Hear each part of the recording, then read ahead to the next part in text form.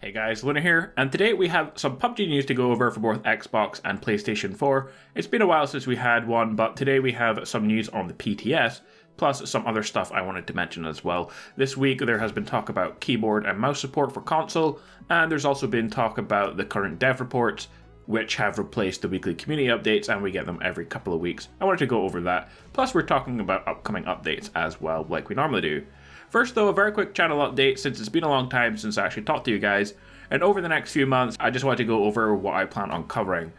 Of course, I'll always continue to cover PUBG updates as that's my main game, even though there's not a lot of content for it, but anything PUBG will take priority over anything else. However, after getting like 4 million views on Red Dead videos last month and really enjoying the game myself, I will be covering updates for Red Dead Online going forward. Again, there's not a lot of content for that either, maybe only one video a week. Maybe a couple of extra ones when there's actually new content, but for both those games there's not going to be a lot of videos. And so I'm going to continue to what I always do on my channel, which is to cover new games, but more specifically shooter games. There are a ton of games coming out this year I'm going to be making videos on, starting with Resident Evil 2 Remake. That's only going to be a couple of videos though. There's Metro Exodus, Anthem's out next month. I'll be doing pretty much what I did for Red Dead, focusing on unique items, weapons, gear, that kind of stuff, because that's really what I'm interested in when I play these types of games. I love exploring and collecting all the rare stuff. Then I will cover news videos only if people want them.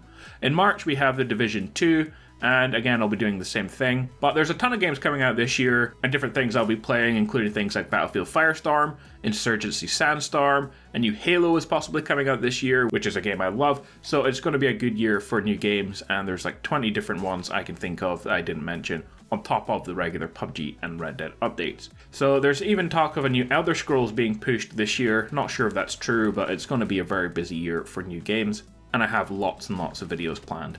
But anyway, let's jump into this week's PUBG news. And if you find the video helpful, a like is very much appreciated.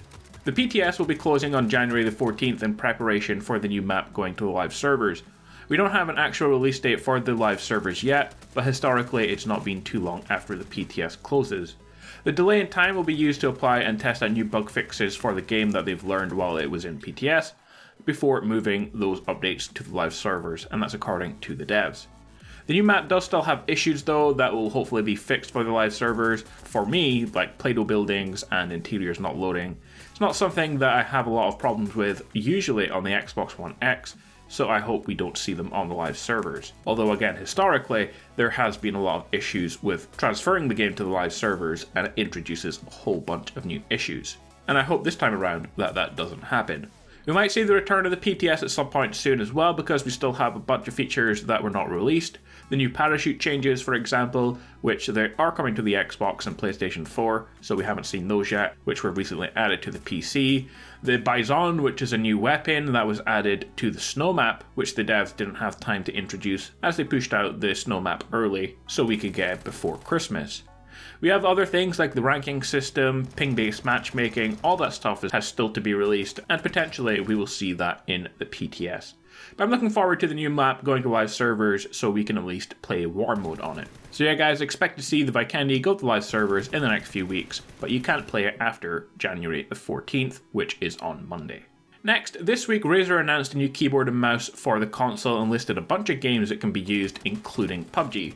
However, the devs have said that this was a mistake on Razer's part and that PUBG won't be supported. Razer have said, though, that it will be in the future, contradicting what the PUBG devs have said. So who do you believe? I don't know, but my views on it are that it would be a bad idea to add mouse and keyboard into the game, because Microsoft have stated that adding keyboard and mouse support to games is up to the individual developers, but they will need to add separate keyboard and mouse servers if they plan to do so.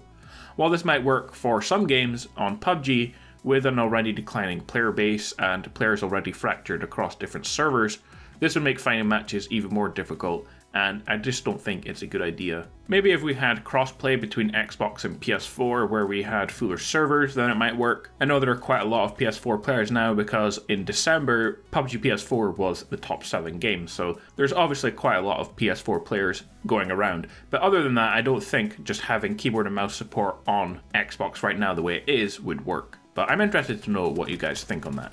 Finally, there's been a lot of discussion on PUBG communication as always. A vote on one of the forums had 75% of people say that they wanted community updates back over the new dev report system. In theory, the dev report system sounded good, but it's just a way for them not to give us any new info. But I actually prefer the new dev report system because while I would prefer game updates, if we switch back we wouldn't actually get them. They would just be reviewing old updates like they did before. And at least with the dev reports, we actually get some info we didn't know, even if it's not actually anything to do with new content. But until the devs actually push out weekly content, I don't think we'll ever be really happy with the communication for the game. But guys, that is it for this one. Not a lot of info to go over, but if you have any questions, leave them in the comments below and subscribe to see more PUBG content and other games as well in the future. Have an awesome day, and I will catch you guys in the next one. Peace out.